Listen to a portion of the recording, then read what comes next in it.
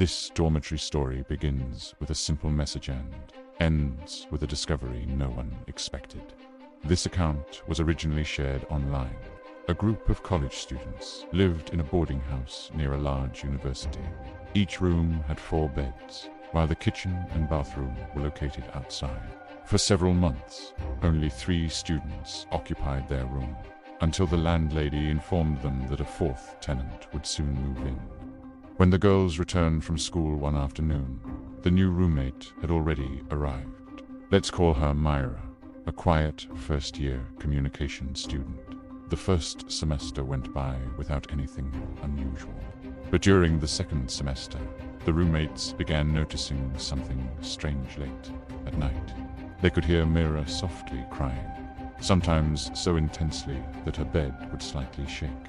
When they finally asked her about it, she explained that she was struggling with serious family and financial difficulty. They comforted her whenever they could. A few months later, the school announced a 2-week break. One by one, the roommates left for their hometowns, until only Myra and another roommate, let's call her Lena, remained for one last evening in the dorm. Lena fell asleep that afternoon. When she woke up, Myra was no longer in the room, although her packed bag was still there. Shortly after, Lena received a text message. "Can you lock my cabinet for me? I forgot, and I already went home. The key is in the drawer." Since Lena was also planning to leave, she followed the request, locked the cabinet, and went home. Several days later, during the vacation, the landlady sent a message asking why the room had not yet been cleaned. Other tenants had begun complaining about a strong, unpleasant odor coming from the dormitory. Confused, the roommates insisted that everything had been clean when they left. Eventually, the landlady unlocked the room herself.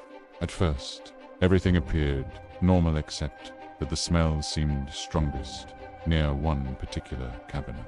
She contacted the roommates and asked who had the key. They returned together to open it. Inside, they found Myra. Authorities later ruled the incident a suicide, and Lena's phone still contained the message Myra had sent, asking her to lock the cabinet.